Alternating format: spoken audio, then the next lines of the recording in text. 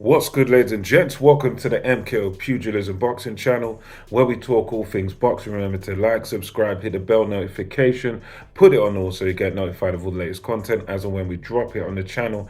Let's get into it. So, it's fight week. It's now the Tuesday of fight week.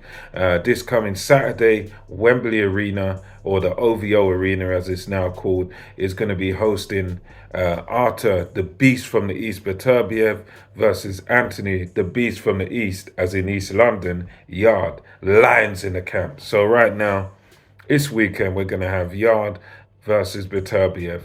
And this is just my quick thoughts on the fight. So, this is one where I have to lean towards Artur Beterbiev. Like I have to say that at the outset, because at the end of the day, Artur Beterbiev, he's the proven man. He's the guy that's beaten the better names and stuff. I mean, his career has stagnated at certain points, but really, Artur Beterbiev has pretty much established himself as the best in the division. And even at his age of 38, he looked fantastic. The last time he fought Joe Smith Jr.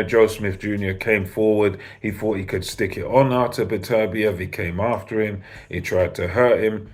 And Artur Beterbiev showed like a different facet or a different aspect to his game against Joe Smith Jr. because he elected in that one to not just go all guns blazing, but to be patient, to wait. And he just picked his shots and utterly just destroyed Joe Smith Jr. And we know Joe Smith Jr., good puncher, knocked Bernard Hopkins out the ring and stuff. And yeah, I'd say overall, you've got to favour Artur Beterbiev for this fight. But on the other hand, we have Anthony Yarde. Anthony Yarde is a guy that he's had an interesting career. I think in terms of the money he's made and stuff like that, I think his career has been brilliant in terms of how much money he was able to make and stuff like that. He went over to Russia, fought Sergey Kovalev. He came very close to stopping Sergey Kovalev, but outside of that, he was pretty much being outboxed and he was losing a fight outside of that one round. I think it was the eighth round where he came close to stopping Sergey Kovalev.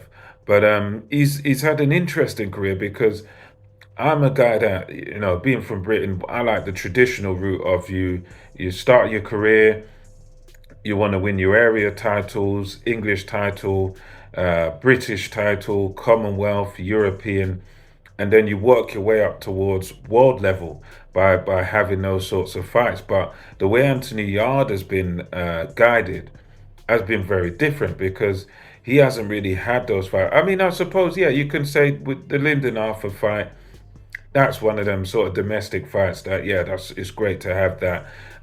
But he hasn't really had any. He's kind of had like the very sort of bottom fights where you find journeymen. Then he's had these kind of in between fights where it's like some sort of fringe European level sort of guys, and then he's been right to the top against guys like Sergey Kovalev, who are the world class guys.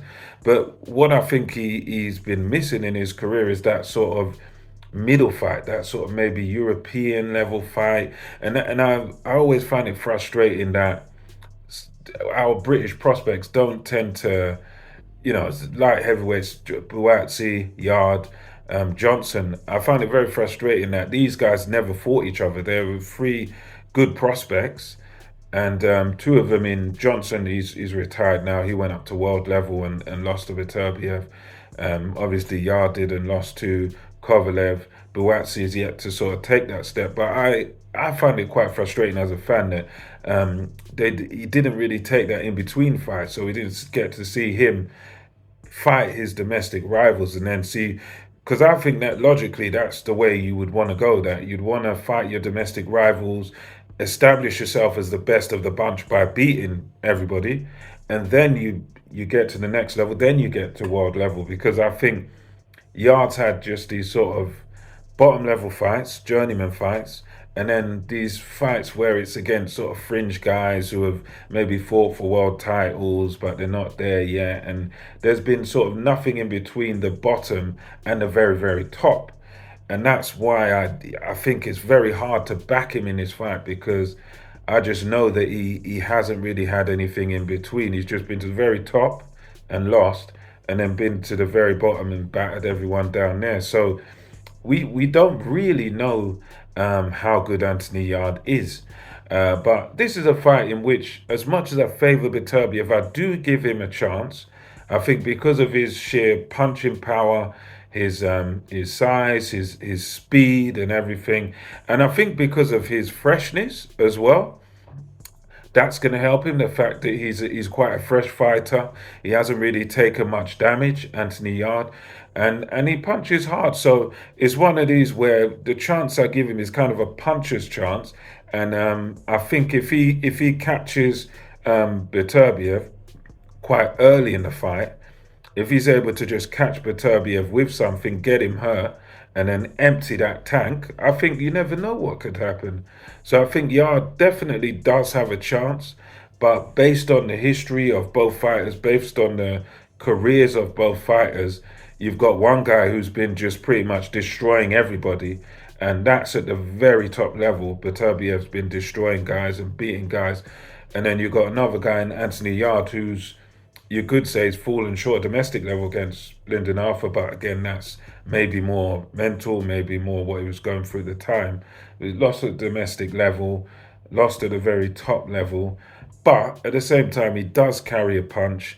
He has learned quite a bit, and he's a good fighter, Anthony Yard. But I just have to go with the man that's more proven, the man that's proven himself at every level and proven his sort of dominance at the top level. The only guy that you could say, right, that's a question mark, is someone like Dmitry Bivol. We don't know who wins out of them two, but aside of that, Artur Beterbiev has established himself as the man. So we'll see what happens.